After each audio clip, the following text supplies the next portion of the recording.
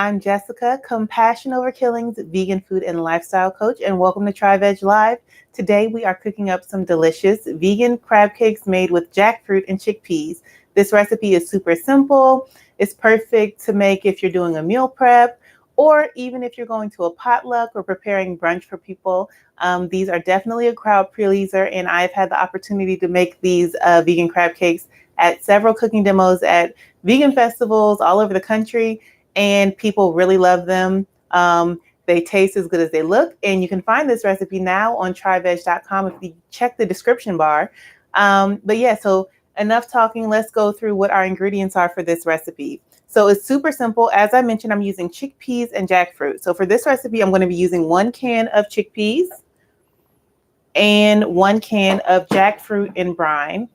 So this is what the jackfruit looks like when you get it by the can. I buy mine at the Asian grocery.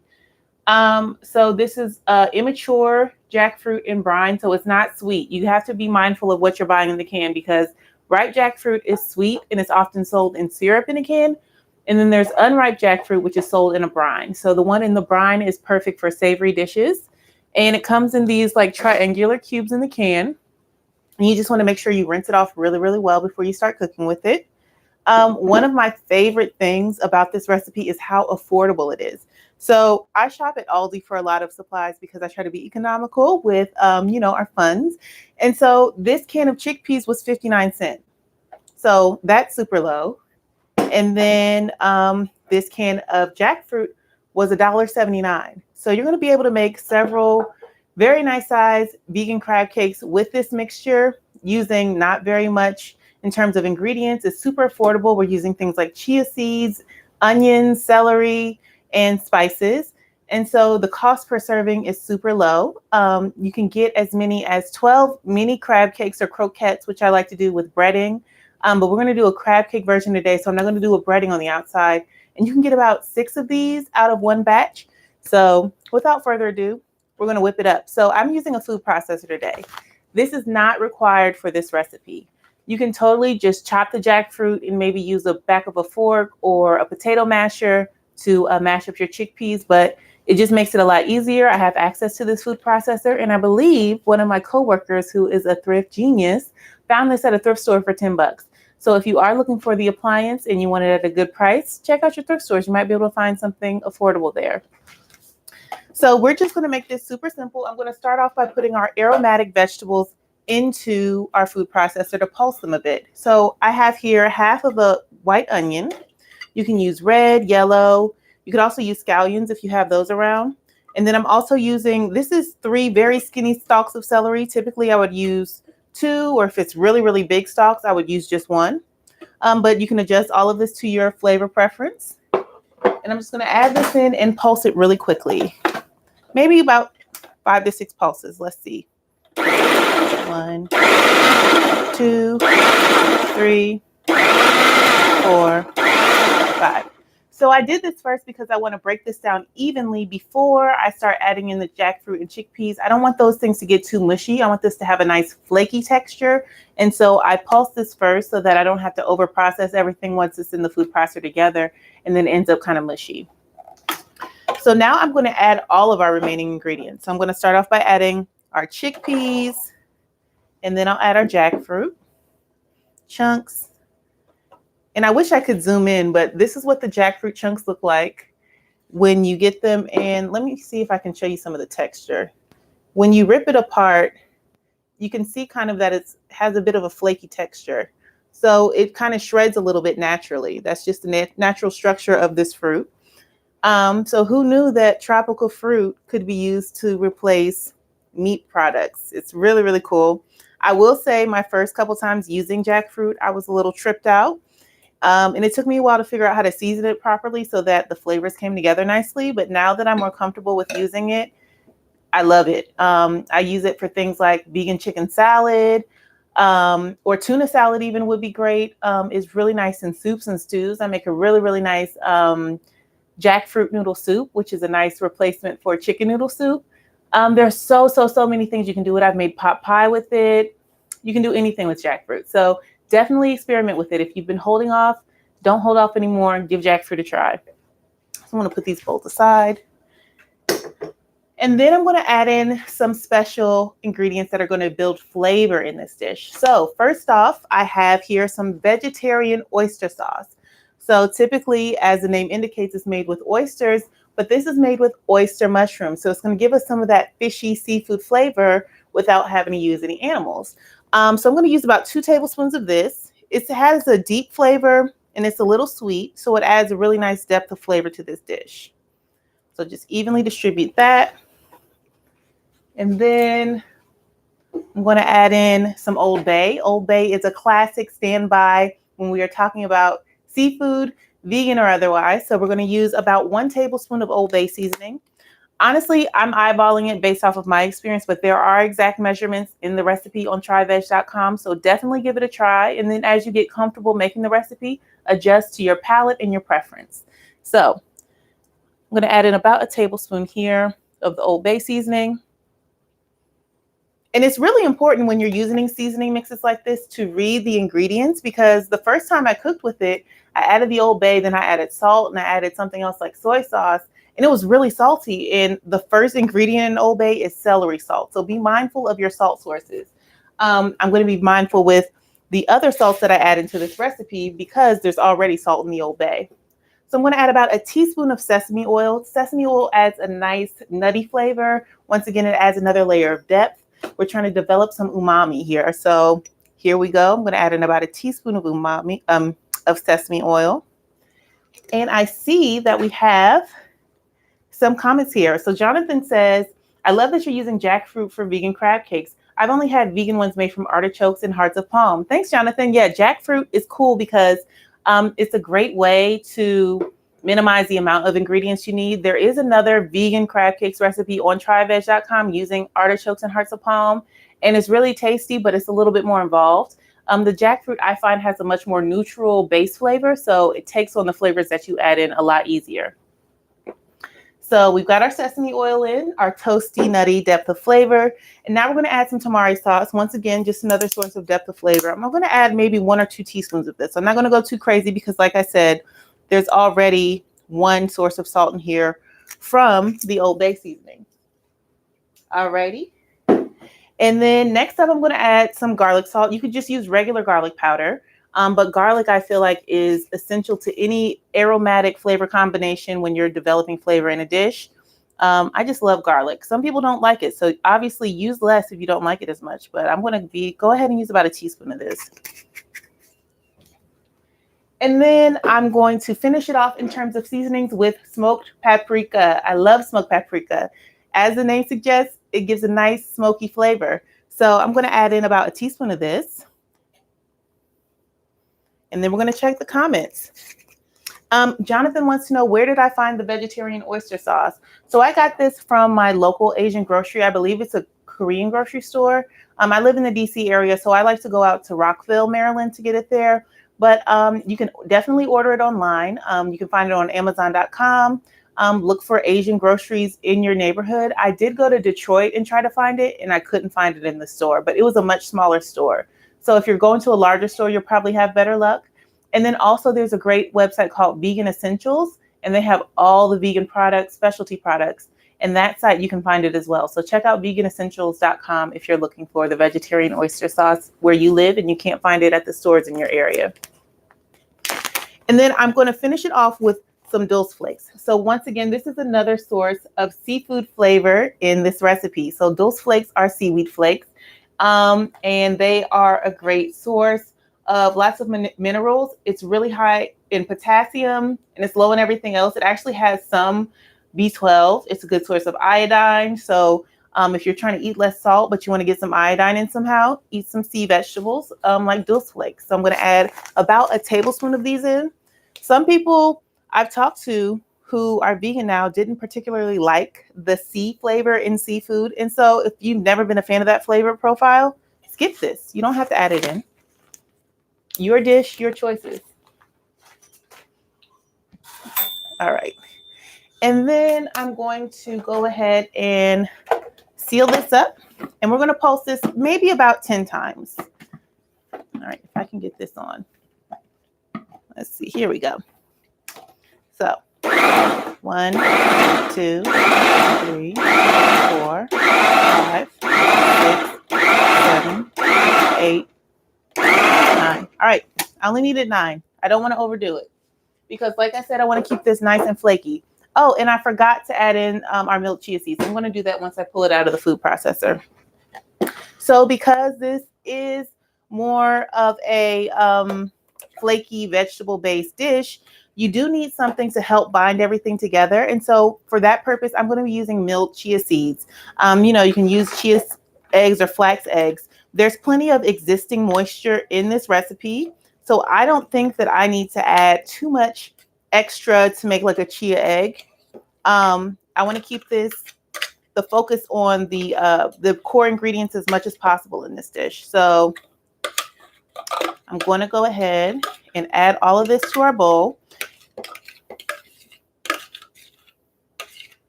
Okay.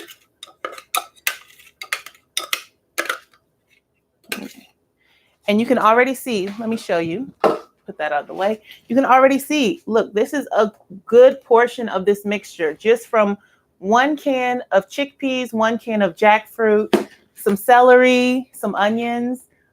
It's making a very generous portion. So you're going to get a nice amount of vegan crab cakes out of this. Let me check our comments. Okay, cool. So with that said, I'm going to add in about maybe 3 to 4 tablespoons of the chia egg, or excuse me, the milled chia seeds in here. So these milled chia seeds, you usually can get them in the health section of the store, but I actually got these in the international aisle of my supermarket. So I went to either Giant or Safeway because that's what we have here. But I mean, you should be able to find it at Kroger or Giant Eagle, whatever you have in your area.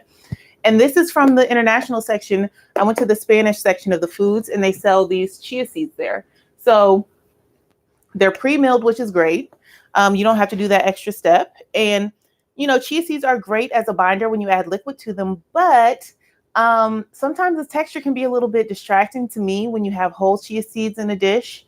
So these are great because they're milled. So I'm going to add in, like I said, 3 to 4 tablespoons of these milled chia seeds in here, right on top. And they're going to absorb the water that is in this dish, the pre-existing liquid that's left over from the chickpeas, from the celery, from the onion. And it's just going to start to bind everything together really nicely. So I'm just going to mix this really well, but I'm going to do it gently because once again, I have already processed the chickpeas and the jackfruit, so I don't want to get them broken down too much to the point where they're mushy. So I'm just going to fold everything in. I hope you can see what's going on. Okay. And while I'm doing that, actually, let me get our cooktop plugged in. So we're going to do this on a skillet, but you could also definitely do this in the oven. That's actually my preferred way to do it. I actually have been using our toaster oven to make up a few batches of these as well. I like doing it in the oven because you can cook, depending on the size of your oven, your cookie sheet, you can do, 9 to 12 vegan crab cakes at the same time. You don't have to do as small of batches. And so it's great for meal prep. It's great if you're doing a dinner party. You can mix everything up, form the patties, put it on a cookie sheet, put some parchment paper down or maybe a little bit of nonstick spray, put it in the oven at 400 degrees and cook it for about 30 minutes. And you have a tray full of vegan crab cakes and you don't have to sit there and look over it. Now, when you cook it on the stovetop, it's really nice too. They get a nice golden brown color on them from sauteing them lightly in the oil. My preferred oil that I use when I'm cooking them on the stovetop is grapeseed oil because it has a really high smoke point, but it's also not overly processed. I have some canola oil here today. That's just what I have around, but I definitely recommend grapeseed oil if you're going to do the skillet top like you do here today. So I think we're well mixed in and our stovetop is heating. I'm actually going to turn this on high to get this really warm. Some other add-ins that you could do into this mixture if you want to add some different levels of flavor is you could throw in some fresh parsley or scallions. If you like pimento or capers or red pepper, you could throw that in, and a roasted red pepper. Yeah, you could put all of that in. So the options are limitless when it comes to making your vegan crab cake patties. If you want a crispier edge on the outside, you could do a light dredge in some flour or cornmeal or maybe some breadcrumbs for a little crunch on the outside. Super versatile. It just depends on how much time you have, what ingredients you have available, and how much time you want to spend cooking. So here we go. Let's pull that out. We're going to add our oil in now. It's probably going to be about 1 to 2 teaspoons. Just because you're cooking with oil does not mean you need to use a lot, okay? You do not need to use a lot of oil when you're cooking. Be moderate with it. You don't need too much. You just want to coat the bottom of the pan so that the vegan crab cakes are not going to stick. That's all there is to it. So I'm going to get this spread around, and I can smell it. It's not burning, but I can smell it. So that's a good sign that it's already warm. So you can eyeball these, but my trick or my technique to get even sized patties every single time is to use a measuring cup. So my preferred size that I like to use is 1/3 cup. They're not too small. You still get a good sized patty, but also they cook through evenly and you don't have to spend as much time cooking them through for them to set up. So I'm going to use a 1/3 cup. I've also used a 1/4 cup. If you want a bigger patty, you could definitely use a 1/2 cup measure to form your patties for your vegan crab cakes. And then they're great to put on like a bun if you want a vegan crab cake burger. So this is really, really versatile. You can use it a lot of ways. I like to personally eat these with like some steamed broccoli or some sauteed green veggies. Another great way to eat it is to make up some, garlic pasta or like some scampi pasta. It's really good with that. Like I mentioned, burgers. That would be a great way to have these. The opportunities are endless. So, can you hear the sizzle? Our pan is hot. So, we've got great timing on that. I'm going to continue to form these. And what you want to do is you don't really need to roll them around, but what I'm doing is like putting pressure on them so that they compact together, right? And then I'm flattening them out just a little bit. So these are going to be about a 1/2 inch thick when it's all said and done. And this is what our patties look like. I don't know if you can see that, but yes, I can hold it like this and it's not falling apart. So that's a great sign. And that's really the chia seeds coming in and doing their job, acting as a binder as well, because this is pretty flaky.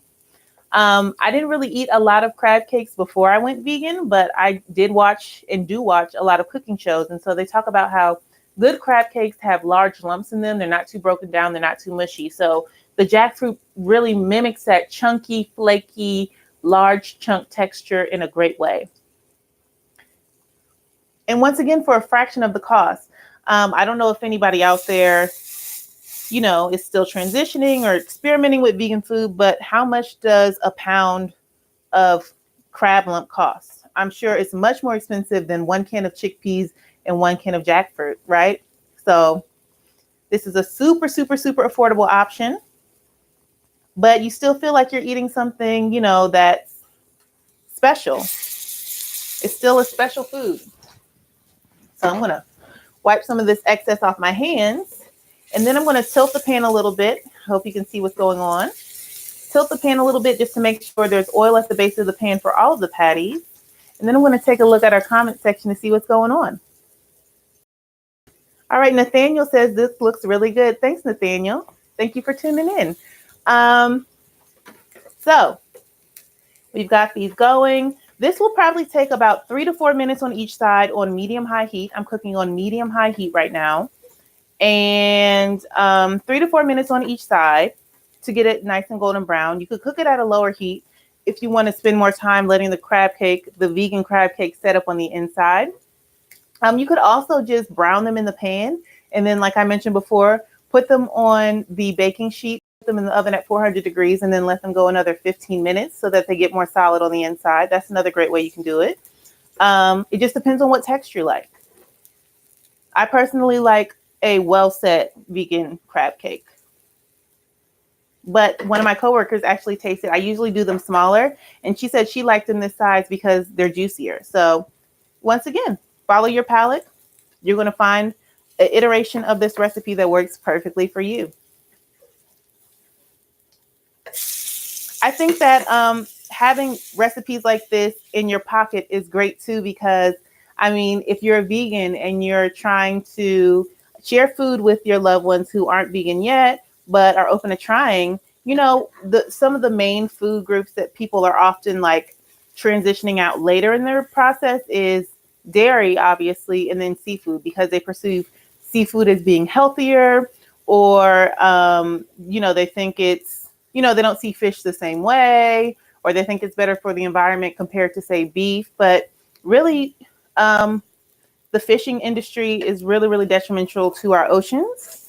And so this is a much, much, much more compassionate way of eating. And also, because of so much pollution and things that are happening in our oceans, it's not necessarily as healthy as we might think.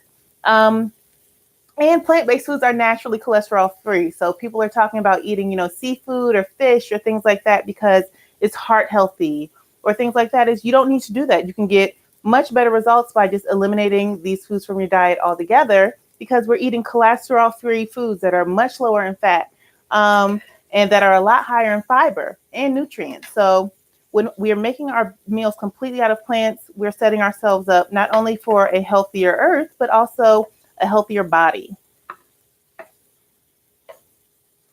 All right, so I hope you can see the nice color that we've got on our vegan crab cake so far. Give me a thumbs up emoji in the comments if this recipe is looking easy to you and you're feeling like you want to try it at home.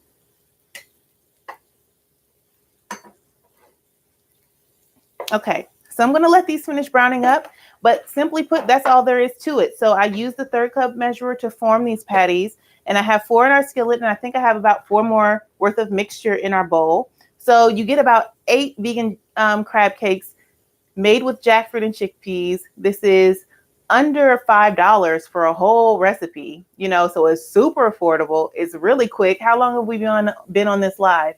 Maybe 20 minutes or so. This came together in 20 minutes. So it's really quick. And it's also very impressive, especially when you bring it in and top it with something like vegan tartar sauce. This is my favorite brand of vegan tartar sauce. This is by Follow Your Heart. It's so delicious. You can get this at your grocery store. But if you take a look at my vegan crab cakes recipe on TryVeg.com, I also have a recipe where you can make your own tartar sauce using vegan mayo and lemon and garlic and onion and a little bit of apple cider vinegar. So it comes together really, really simply. But we're going to go ahead and top our crab cakes that we already have ready to go off with some of this vegan tartar sauce. And I'm going to serve it up to my coworkers in the office because we're having a little celebration today. And I hope that you try out this recipe for your next celebration. So here we have it. Vegan crab cakes made with jackfruit and chickpeas. I hope you give this recipe a try when you get a chance, and let me know. Leave a comment on TryVeg.com. Let me know if you give this recipe a try and how you like it, or how you put your spin on it and made it your own. I look forward to seeing you next in our next TryVeg Live broadcast. Be sure to like, comment, and subscribe to TryVeg here on YouTube, because we have so many more videos coming up in the future. Not only recipes like this, but product reviews, Q&As, and all types of information and content that's going to help you transition to and maintain a fulfilling vegan lifestyle. I hope to see you in the next one. Until then, eat well. Bye, everybody.